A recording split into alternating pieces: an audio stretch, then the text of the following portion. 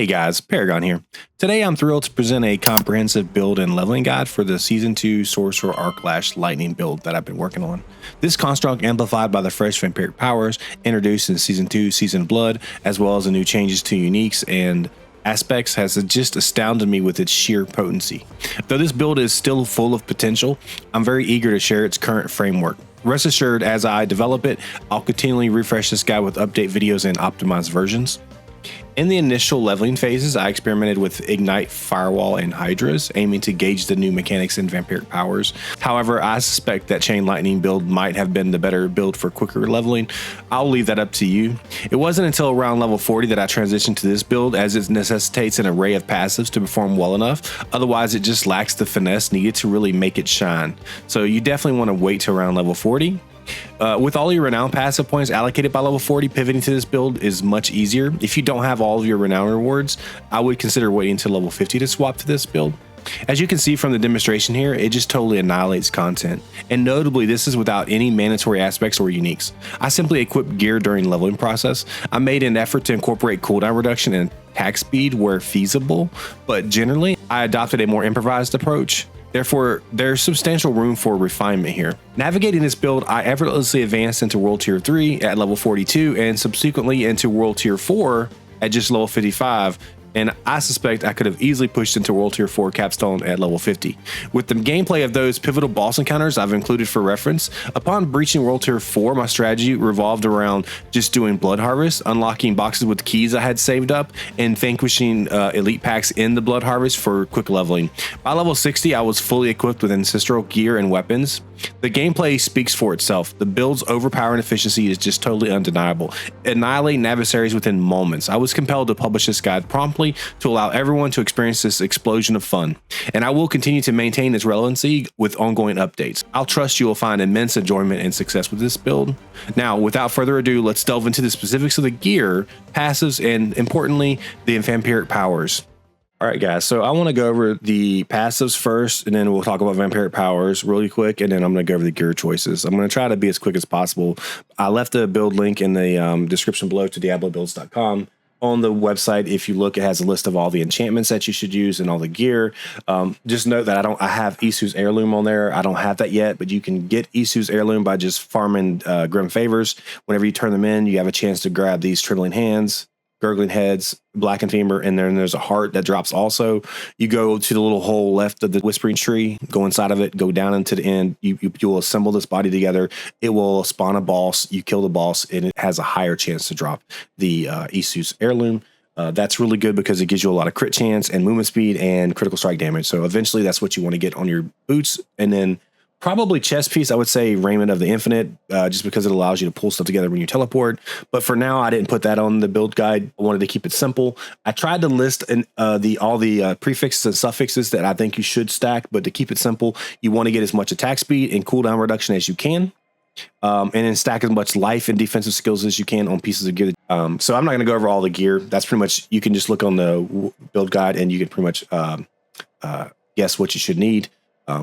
I'm using not even probably 1/3 of what I recommend on there because like some of this gear is still like legendary. It's not even sacred or ancestral yet. So it's kind of garbage and I'm still just face rolling stuff. So let's go over passives really quick. If you have, well, we'll go over Paragon Tree since I'm here. I got this listed in the build guide. This is just very basic. I basically just grabbed as much stuff as I can because I'm just leveling. I'm not really min-maxing anything right now, but I did take this because I think early on it gives you 15% damage reduction from close and it's just a good source of mitigation. Then I just ran up and grabbed this passive here for Crackling Energy because it has a 25% chance not to consume when triggered. And this is great because Crackling Energy actually reduces our global cooldowns because every time it goes off, it reduces our cooldowns and it hits multiple enemies. So this is really good. So then I just grabbed some notes here and here and here.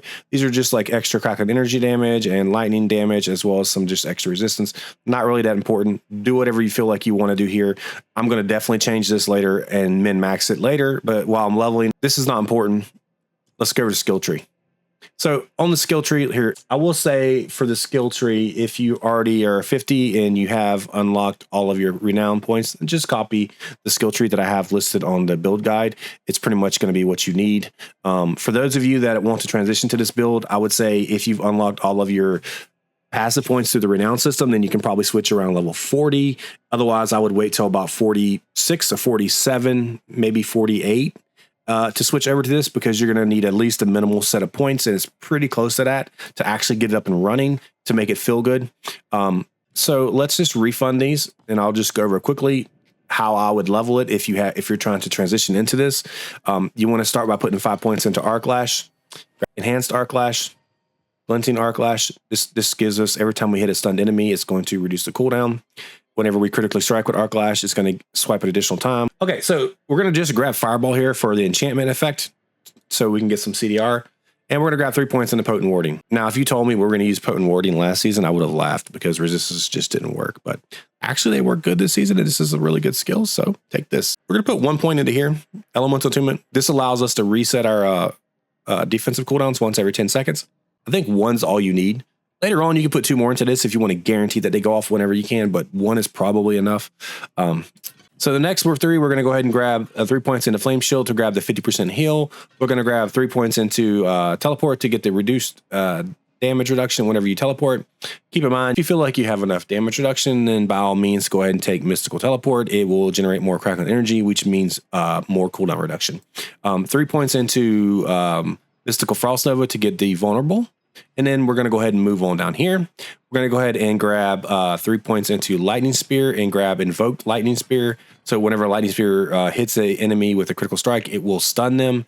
What's nice is every time Lightning Spear hits an enemy, it gains 5% base crit. We're going to have a high base crit to start with, because we're stacking crit, and we're going to have a lot of ways to scale crit with movement speed and other things. So we're going to have a lot of critical strike chance every time this hits an enemy.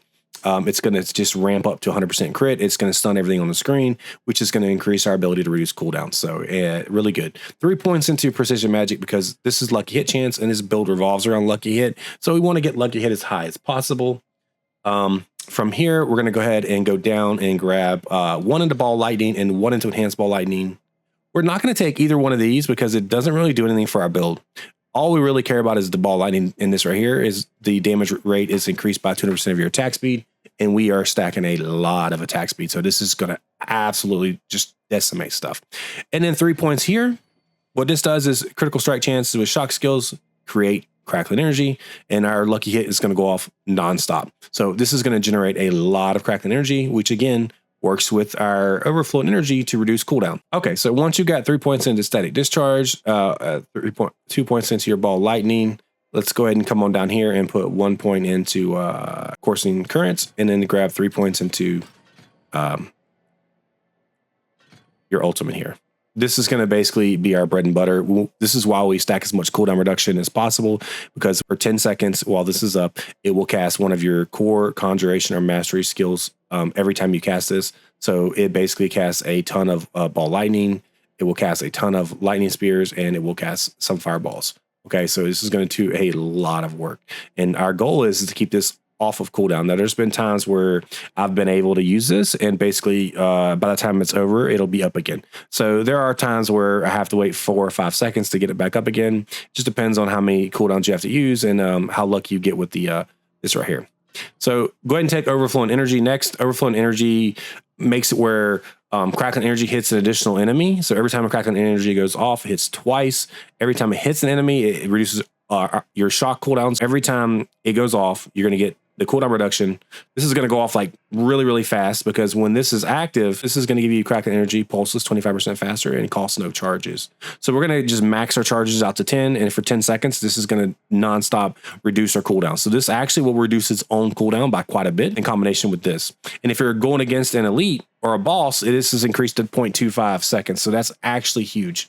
So this is what really allows us to do just absolutely insane single target and area effect target. So once you got this, the build is just about online. Now we're going to go ahead and take a couple more points into Coursing Currents to get our critical strike chance increased. 3 points into Electrocution for the damage reduction. 3 points into Conduction for our movement speed increase. We're going to come back up here. We're going to grab 1 point into Align the Elements and 3 points into Protection. The protection gives us barrier. This worked great because this will give us a permanent barrier up, and we're going to be using two particular aspects that increase our damage multiplicatively against enemies while we have a barrier active. So this does a lot of work. Grab this. From here, we're going to go ahead and grab 3 points into Conjuration Mastery. This is actually really, really good. Every time we throw out a lightning spear, it counts as 3% more damage. We're going to use an aspect that has a chance to throw out 2 lightning spears whenever we throw it. I think it's like a 50% chance. So you'll often just throw out 2. You'll have 6% more damage. And then whenever you pop your ultimate, you're going to have like, I don't know, 6 or 7, 8 of these going off. And every one is going to give you 3% more damage. I mean, if you get 5 out, you're doing 15% more damage. That's insane. So after taking Conjuration Mastery, we're going to come down and we're going to put the rest of the points into Ball Lightning to max it out. I have +3 of Ball Lightning on my legs. That does quite a bit of work because Ball Lightning is going to be one of our main sources of damage. Keep in mind that whenever your lightning spear bounces off enemies and is just chaining around the screen, it'll actually crit and drop these ball lightnings on top of enemies, and they just sit there and just pulse, and they pulse really fast. So this just absolutely melts the screen even without unstable currents up. Okay, so it's really, really good. All right, so once we put the last points here into Ball Lightning, you have 2 points left. You can kind of put them anywhere you want. If you want to, you can put them here to guarantee that your deep skulls come off cooldown. I kind of like to just throw them here in Fireball just for some extra damage. I feel like the 1 point here is enough to constantly keep these off because they can only go off once every 10 seconds. So I feel like it goes off that within 10 seconds. If you don't feel like these are coming off cooldown fast enough, you can put the last 2 points here. It doesn't really matter where you put those last 2 points. You can put them here if you want some extra defense or damage reduction. Okay, that's pretty much the build. Let's go over the Vampiric Powers really quick. Now, starting from the top, I will say real quick before I get into the Vampiric Powers, if you're not certain where these come from, then look at the bottom. It'll tell you acquired from Potent Blood, acquired with Potent Blood, acquired from a Witness in the Dust quest, acquired from Battle of Fear and Faith quest, and this is acquired from Beckoning Thirst quest. So these 3 are quest only rewards, and I think you get them by chapter 1, 2, and maybe 3. I don't remember, but they're pretty early. And until then, you just toss in whatever you want. The main 2 that you want to start with for sure, though, is Anticipation, which reduces your ultimate cooldown. Again, we want to get that reduced as much as possible. Our whole build revolves around keeping unstable currents active as much as possible. Hemomancy, you pretty much run on any build because it's broken right now. I don't know why. I don't know if it counts Barrier and Fortify. I don't know what it's doing, but it's doing a ton of damage. So your attacks deal 60% of your max life as physical damage to nearby enemies. It hits almost the whole screen, it seems like. And then it heals you for 1% of life for every enemy damage. So take this. It's overpowered. I think it might be broken. It might not be working as intended. It's really strong. So next, we're taking Ravenous. Lucky hit, up to 20% chance to increase your attack speed by 30% of your total movement speed for 6 seconds. As you can see, my movement speed is high enough that I have currently 46.2% increased attack speed when this goes off. And this is going to go off all the time. So you're going to have this up 100% of the time. So our next skill is going to be Moonrise. Hit an enemy with a basic skill, grants 4% attack speed. Keep in mind that every time we crit with Arch Lash, it goes off twice. So this is going to hit to 5 really, really quickly. Once it hits to 5, we're going to have 20% attack speed, and we're going to have 80% more basic skill damage. That's a multiplier. That's not an increase in damage. So if you stack basic skill on your one-handed weapon and your gear and your rings, you can get some basic skill damage, say up to a couple 100%. That'll actually multiply it by 80% more. So this is actually really, really big. And it gives us 15% movement speed for 10 seconds. So that's really nice also. And then the last one, and probably the most important one, is Hectic. Every 5 basic skills you cast reduces one of your active cooldowns by 1.5 seconds at level 2. I think at level 1, it's 1 second. You want to level this one primarily first over any other skill. So obviously you want to get these leveled up as fast as possible. This one should be the one you level up over anything else. This one, don't worry about leveling up because it only increases the ultimate skill damage. Which is nice, but we're really wanting to work on the other skills for leveling because you get more bang for your buck. I would say this is your priority because this reduces your cooldown. So we want to get Hectic as high as possible so we can get those cooldowns reduced quickly, okay? That pretty much covers all the powers, guys. If you have any questions or comments, leave them in the description below. Follow the build guide. I'll be updating it as I find more things. If you guys definitely figure out some stuff that I haven't figured out, I would love to hear your comments and the suggestions below.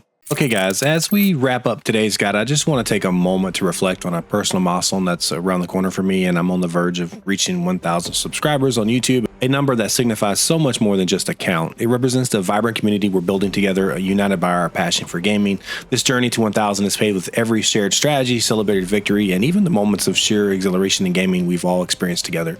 Each subscriber adds a new thread to our fabric of our community, enriching this shared journey with unique perspectives and camaraderie. Reaching this milestone is not just about numbers on a screen, it's a testament to a thriving ecosystem of enthusiasts who live for gaming insights, triumphs, and the joy that courses through us with every play. Your support propels this channel and me into new realms of exploration and content creation. So if you haven't already, I invite you to hit that subscribe button, be a part of this passionate community, and contribute to a space where every gamer can find a home. Your engagement means the world to me, and together we're not just hitting milestones, we're building a world where our shared passion is the heart that keeps the blood of this community pumping. Thank you for being here, for being part of this incredible journey, and for making gaming more than a hobby, but a way of life. Until next time, guys, keep gaming, keep conquering, and most importantly, keep having fun.